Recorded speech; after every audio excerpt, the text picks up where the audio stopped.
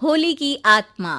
बचपन से शहर में रहने वाला मनोज इस साल होली की छुट्टियों में अपने गांव दुर्गापुर वापस आता है, जहां उसे देख पूरा गांव खुशी से झूम उठता है।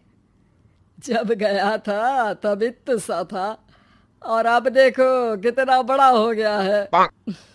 हाँ सरपंच जी, जब मैं गया था तब आप भी बहुत जवान थे और अब देखो कितने बूढ़े हो गए हैं आप। चलो चलो बढ़िया है। बच्चा घर वापस आ गया। इसी खुशी में आज रात पार्टी होगी। क्या बात है, गांव में भी पार्टियां होने लगी। वैसे अगर पार्टी की बात है तो आज क्यों सीधा होली पार्टी करते हैं। होली पार्टी की बात सुन चहल पहल में अचानक सन्नाटा छा जाता है, जिसे देख मनोज को कुछ अजीब लगता है, लेकिन तभी सरपंच बात पलट देता है। अब बहुत देर हो गई, चलो सब अपने घर चलो, पार्टी के बारे में कल सोचेंगे। मनोज भी मम्मी पापा के साथ घर आ जाता है, पर होली पार्टी और उस पर पूरे गांव की खामोशी वाली बात अभी तक उसके जहन से निकलती नहीं। पापा, होली पार्टी की बात पर सब चुप क्यों हो गए थे? अरे होगी उनकी कोई अपनी बात। मुझे गांव की पंचायत ही थोड़ी पता है। थक गया हूँ, चलो सो जाते हैं, कल बात करते हैं। पापा की बात मानते हुए मनोज भी सोने चला जाता है। आज तो छुपा लिया, लेकिन हफ्ते बाद जब होली का दिन आएगा तब इसे कैसे रोकोगे? अगली सुबह सूरज के साथ ही मनोज भी गांव घूमने निकल जाता है, जिस पर रास्ते में उसे अपनी ही उम्र के कुछ लड़के भी मिलते हैं, जिनसे दोस्ती कर अब वो उनके साथ घूमने लगता है। इसी तरह कुछ दिन बीत जाते हैं और होली नजदीक आने लगती है। दोस्तों, होली में 4 दिन ही बचे हैं, पर गांव में उसकी कोई तैयारियां क्यों नहीं दिख रही? क्योंकि यहाँ होली नहीं मनाई जाती। अरे पर ऐसा क्यों? वो राजा भूषण। अरे तुम 4 दिन के लिए आए हो, क्या इतना सोच रहे हो? चलो कुछ खाने चलते हैं। इसी के साथ एक बार फिर होली की बात को टलते हुए देख मनोज को शक होने लगता है। वो घर पहुंचते ही इंटरनेट पर अपने गांव और राजा भूषण के बारे में जानकारी निकालने लगता है। क्या? मुझे आज तक ये नहीं पता था। ऐसा कैसे? किसी ने मुझे कुछ बताया क्यों नहीं? सारी जानकारी लेने के बाद मनोज गांव वालों या अपने मम्मी पापा से कुछ पूछे बिना खुद ही उसकी सच्चाई के बारे में छानबीन करने लगता है, जिसके चलते वो राजा भूषण की हवेली में पहुंचता है। वाह, क्या हवेली है यार। पर क्या यहाँ सच में कोई भूत है? हेलो भूत जी, कोई है क्या? हम इस साल गांव में होली सेलिब्रेट कर रहे हैं, क्या आप उस पर थोड़ा इंटरव्यू देंगे? मनोज के ऐसा बोलते ही गांव में तूफान उठ जाता है और हवेली में रखी सारी चीजें हिलने लगती है। एक अदृश्य शक्ति मनोज को धक्का देकर हवेली से बाहर निकाल दरवाजा बंद कर लेती है। ये सब देख मनोज हैरान रह जाता है। क्या अभी मुझे हवा ने धक्का देकर बाहर निकाल दिया?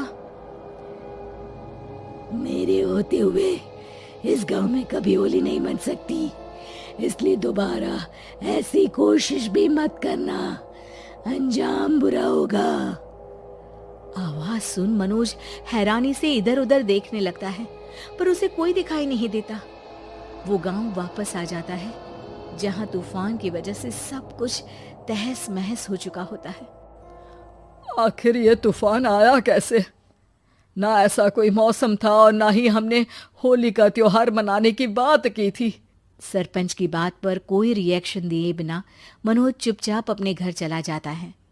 इस तरह देखते ही देखते होली का दिन भी आ जाता है और मनोज रंग लेकर गांव में निकल जाता है, लेकिन गांव पूरी तरह खाली होता है। अरे त्योहार का दिन है, धूमधाम की जगह मातम क्यों मनाया हुआ है? मनोज की आवाज सुन सब अपने घर की खिड़कियां खोल के घर के अंदर से ही उसे वापस जाने के लिए कहने लगते हैं, पर वो किसी की नहीं सुनता। तुझे पहले भी समझाया था, अगर होली खेलने की कोशिश भी की तो अच्छा नहीं होगा। अरे बात मान लो बेटा, तुम्हें सच नहीं पता। मुझे सब पता है। सालों पहले इस राजा ने एक अंधविश्वास फैलाया और आप लोग आज तक उसे मानते आ रहे हो। अरे बेटा, जब तुम पैदा भी नहीं हुए थे उससे भी बहुत पहले से इस गांव पर होली का श्राप है। अगर गांव में होली का त्योहार मनाया जाता है तो प्रलय आना पक्की बात होती है।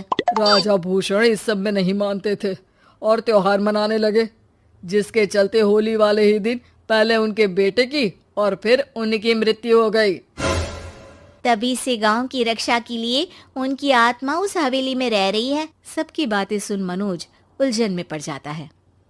सोचना भी मत मनोज, अगर तुमने इस परंपरा को तोड़ने की कोशिश भी की तो उसका परिणाम इस गांव और गांव के लोगों के लिए अच्छा नहीं होगा। मुझे भी यकीन नहीं हो रहा कि आप लोग एक बेतुकी बात को मानकर सालों से रंगों के त्योहार को मातम की तरह मनाते आ रहे हो। मनोज किसी की कोई बात ना मानते हुए पूरे गांव में रंग बिखेर देता है, जिसके तुरंत बाद वहां तूफान के साथ बिजलियां गरजने लगती है। अचानक मौसम में ऐसा बदलाव देख जहां मनोज कंफ्यूजन में आ जाता है, वहीं गांव वाले डर से सहम जाते हैं।